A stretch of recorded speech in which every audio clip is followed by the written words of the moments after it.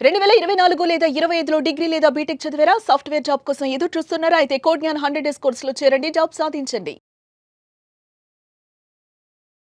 Hello sir. నమస్తే.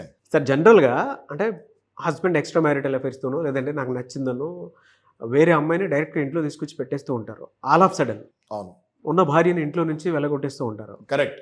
నీకే rights లేవు, నా ఇష్టం, నా ఇల్లు అని చెప్పేసి బయట పంపించేస్తూ ఉంటారు. అప్పుడు ఏం చేయాలండి అసలు? చట్టపరంగా చూసుకుంటే ఏం చేయాలి? మీరు అడిగిన క్వశ్చన్ ఎంత కోయిన్సిడెంటల్గా ఉందంటే నాకు మొన్న ఇలాంటి కేసు ఒకటి నా దగ్గరికి వస్తుంది జరిగింది. భార్యాభర్త మ్యారేజ్ అయిపోయింది, ఒక చిన్న పాప సుజావుగా సాగుతుంది సంసారము. ఈయనకి ఆఫీస్లో ఒక కొలీగ్ తోటి ఎఫ్ఐఆర్ స్టార్ట్ అయింది. భార్యని పాపని ఏవో 4 రోజులు హాలిడేస్ వచ్చినాయి స్కూల్ అని చెప్పేసి పుట్టింటికి పంపించాడు. ఏకంగా ఆవిడ్ని ఇంటికి తెచ్చేసుకుంటాం జరిగింది. ఈయన అవతల ఆవిడికి పెళ్లి కాలేదు. ఈ 4 రోజులు ఆమె ఈ ఇంట్లోనే ఉండటం కూడా జరిగింది. 5వ రోజు ఆవిడ ప్లస్ వాళ్ళ కూతురు ఇద్దరు ఇంటికి వచ్చిన తర్వాత చూస్తే వాళ్ళ ఆవిడకి ఆ బెడ్షీట్స్ మారుస్తాం కానీ అక్కడ హెయిర్ ఏదైతే లాంగ్ హెయిర్ ఉంటుందో లేడీస్ ఆ హెయిర్స్ కానీ కనిపించింది. డౌట్స్ వచ్చాయి. ఇంకా మరి వైఫ్లు ఎలా పసిగడతారు? వెంటనే పసిగడతాం జరిగింది. Along with that hair, along with ఆ హెయిర్ని ఏంటిది పరిస్థితి, ఇది ఎవరిది, ఇంట్లో ఏం జరుగుతుంది, ఇది ఎవరిది అని అడుగుతాం జరిగింది. ఇంకా ఇది ఎవరిది అన్నాక ఆయన జుట్టు అంత ఉండదు కదా, ఇది ఎవరిది అన్న తర్వాత ఖచ్చితంగా ఆయన చెప్పాల్సి వచ్చింది. ఏంటంటే ఒక ఆవిడ వచ్చారు ఆఫీస్ నుంచి, కొంచెం కూర్చున్నారు, వెళ్ళిపోయారు అని. బెడ్రూమ్లో కూర్చొని ఏం పని ఉంది అని అడిగిందాము. మీ దగ్గరకు వచ్చినటువంటి కేసు? నా దగ్గర పర్సనల్గా నా దగ్గరకు వచ్చిన కేసు చెప్తున్నాను మీకు నేను. అంటే వైఫ్లు కూడా ఏం పిచ్చోళ్ళు ఏం కాదు. అంటే హస్బెండ్స్కి నేను చెప్పేది ఏంటంటే వైఫ్లు కూడా ఏం అమాయకులు కాదు, పిచ్చోళ్ళు కాదు, గొర్రెలు కాదు. They observe everything. They observe each and everything. ప్రతిదీ ఇంట్లో జరిగే, వాళ్ళు ఇంటి నుంచి వెళ్ళి వెనక్కి వచ్చే లోపు ఇంట్లో ఇలా ఒక్కసారి ఇల్లంతా చూస్తే ఇంట్లో ఏం జరిగిందని చెప్పగలుగుతారు. అవును, అది అలా డెన్. అది ఇలాంటి పరిస్థితిలో హస్బెండ్ ఉన్నప్పుడు భార్యకు ఉండేటువంటి రైట్స్ ప్రకారం కనుక మనం చూసినప్పుడు చట్టాల పరంగా ఆల్ ఆఫ్ సడన్ బయటికి పంపించేసేటువంటి పరిస్థితి ఉన్నప్పుడు ఎలా బుద్ధి చెప్పాలి? అదే ఈ కేసులో అదే జరిగింది. గొడవైంది. గొడవైన తర్వాత భార్యని నువ్వు వెళ్ళిపో అని చెప్పేస్తాడు. ఒప్పుకున్నాడు, అవును తెచ్చుకున్నానే ఏంటి అని ఆ స్టేజ్కి వెళ్ళిపోయాడు. మొండికేస్తాడు. ఇంకా తెగింపు మొండికేస్తాము, తెగింపు ఏదైనా అనుకోండి, రెడ్ హ్యాండెడ్గా దొరికేసినట్టే కదా విత్ ద ఎవిడెన్స్. అవునా? సో గొడవ అయింది. భార్య ఇంకా కూతురు పుట్టింటికి వెళ్ళి మరి అక్కడి నుంచి మళ్ళీ నా దగ్గరికి వస్తాం జరిగింది. సలహా ఏం ఇచ్చానంటే, నేను ఆమెకు డైవర్స్ సిస్టమ్ ఇంట్రెస్ట్ లేదు నాగరాజు గారు. సలహా నేను ఇచ్చింది ఏంటంటే, మీరు మీ ఇంటికి వెళ్ళండి, మీ భర్తతో ఎక్కడైతే మీరు సంసారం చేస్తున్నారో మీరు అదే ఇంటికి వెళ్ళి అక్కడే ఉండండి. ఉండి ఎలినేషన్ ఆఫ్ ఎఫెక్షన్ అని కొత్తగా ఒక ఢిల్లీ హైకోర్టు బ్రహ్మాండమైన తీర్పిచ్చింది. ఒకటి ఎలినేషన్ ఆఫ్ ఎఫెక్షన్. ఓకే, ఆ ప్లేస్ మరొక స్త్రీ నా ఇంటికి వచ్చి తీసుకుంది, దానివల్ల నాకు జరిగిన నష్టం ఇది. ఎవిడెన్స్ తోటి ఆ కెమెరాలు అన్ని మొత్తం ఎవిడెన్స్ ఉందండి ఆమె దగ్గర.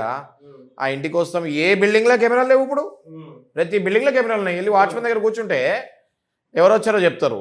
వెళ్ళి ఆ ఆఫీస్ రూమ్ దగ్గర కూర్చుంటే అపార్ట్మెంట్కి ఎప్పుడు ఎవరు ఏ కలర్ డ్రెస్లో వచ్చి ఏ ఇంటి బెల్లు కొట్టారో అన్నీ వచ్చేస్తాయి బయటికి. ఆ ఎవిడెన్స్ పట్టుకొని రమ్మని చెప్పాను నేను. Domestic violence, alienation of affection అంటే నా ప్లేస్ మరొక స్త్రీ తీసుకుంది. ఎలినేషన్ ఆఫ్ ఎఫెక్షన్ అంటే ఇందులో ఏం చేయొచ్చు, అవతల స్త్రీ మీద నష్టపరిహారం వేయచ్చు. ఆప్షన్ ఉంది బరాబర్. నా ఫ్యామిలీ నువ్వు డ్యామేజ్ చేసావు, నువ్వు డ్యామేజ్ చేస్తాం వల్ల నా భర్త నాకు ఇవ్వాల్సిన ఎక్స్పెండిచర్ కూడా ఇవ్వట్లేదు సంవత్సరం నుంచి. చాలా మందికి మీరు దీనికి సంబంధించి ఇది ఇచ్చారు సార్, అంటే ఊరటనిచ్చారని చెప్పొచ్చు. ఖచ్చితంగా అండి. మీరు కనుక చూసుకుంటే మనం లాస్ట్ టైం చెప్పిన లక్షల మంది చూస్తారు, ఎందుకంటే ఇన్ఫర్మేషన్ ఎవరికి తెలియదు. అవును అవును. ఇంకా చాలా మంది లీగల్లో అడ్వకేట్స్కే ఈ విషయం ఇంకా చాలా మందికి తెలీదు. ఎలినేషన్ ఆఫ్ ఎఫెక్షన్ ఇటీవల ఢిల్లీ హైకోర్టు తీర్పిచ్చింది. అవతల థర్డ్ పార్టీ మీద మీరు సంవత్సరం నుంచి ఎఫ్ఐఆర్ నడుస్తుంటే సంవత్సరం నుంచి మీకు ఈ హస్బెండ్ ఎంత డబ్బులు ఇవ్వలేదో దానికి డబల్ ఇంట్రెస్ట్ కలుపుకొని వేసుకోవచ్చు. మరి అట్లాంటప్పుడు ఆమె మీద పడుతుంది కదా. ఇండైరెక్ట్గా ఒకటి నష్టపరిహారము, ఇండైరెక్ట్గా నువ్వు అక్రమ సంబంధంలో ఉన్నావు అని కూడా మనం పబ్లిక్ డాక్యుమెంట్ కదా కోర్టులో. అవును. మరి ఇండైరెక్ట్గా నువ్వు అక్రమ సంబంధంలో ఉన్నావు ప్రూవ్ చేస్తామా? ఆ అవతల వీడికి కూడా డ్యామేజా? అవును. రేపు పొద్దున మళ్ళీ పెళ్లి చేసుకోవాలన్న అవతల వాడికి కూడా డ్యామేజా కదా? Right. So alienation of affection ఒకటి, డొమెస్టిక్ వయలెన్స్ ఒకటి. మోస్ట్ ఇంపార్టెంట్, మీరు అదే ఇంట్లో ఉంటూ మెయింటెనెన్స్ కేసు వేయచ్చు నాగరాజు గారు. అదే ఇంట్లో ఉంటూ మీరు మెయింటెనెన్స్ కేసు వేయచ్చు. నెలకి నాకు 50,000 కావాలి, నా ఖర్చులు ఇంత, నా భర్త 1,50,000 2 లక్షలు సంపాదిస్తున్నాడు, నాకు 50,000 నాకు పాకెట్ మనీ కావాలి అని అదే ఇంట్లో ఉండి కేసు వేయచ్చు, మెయింటెనెన్స్ కేసు. మరి ఉప్పులు పప్పులు ఎట్లా కొనుక్కుంటారండి వీళ్ళు? అవునవునండి. నార్మల్ టార్చర్ పెట్టరు ఈ మొగోళ్ళు ఎవరైతే ఎఫ్ఐఆర్లో పడతారో. ₹1 ఇంట్లో బరాబర్ మెయింటెనెన్స్ వేయచ్చు, domestic violence, alienation of affection వేయచ్చు, భార్య భర్తని టక్ మళ్ళీ వెనక్కి రాకోవచ్చు. సో కొన్ని సెక్షన్స్ అయితే వాళ్ళ కోసం ఉన్నాయి. ఢిల్లీ కోర్టు ఇచ్చినటువంటి తీర్పు ప్రకారం కనుక మనం చూస్తే అలినేషన్ ఆఫ్ ఎఫెక్షన్ కిందకి ఖచ్చితంగా వాళ్ళకు ఒక రెమెడీ అయితే ఉంది, నష్టపరిహారం కూడా తీసుకోవచ్చు. Alienation of affection civil case, domestic violence అదొక యాక్ట్లో ఉన్న కేసు, అది కాకుండా మళ్ళీ 498 వేయచ్చు, క్రూయాలిటీ వేయచ్చు, అది కాకుండా మెయింటెనెన్స్ వేయచ్చు. ఆడవాళ్ళకి బ్రహ్మాండమైన చట్టాలు రక్షిస్తున్నాయమ్మా మిమ్మల్ని ఎవరు మోసం చేయలేరు. ఇలాంటి వాళ్ళ హెల్ప్ తీసుకోవచ్చు కదండి. 100% మేము ఉచితంగా అవేర్నెస్ క్రియేట్ చేసేదే అందుకండి, పబ్లిక్కి తెలియాలని.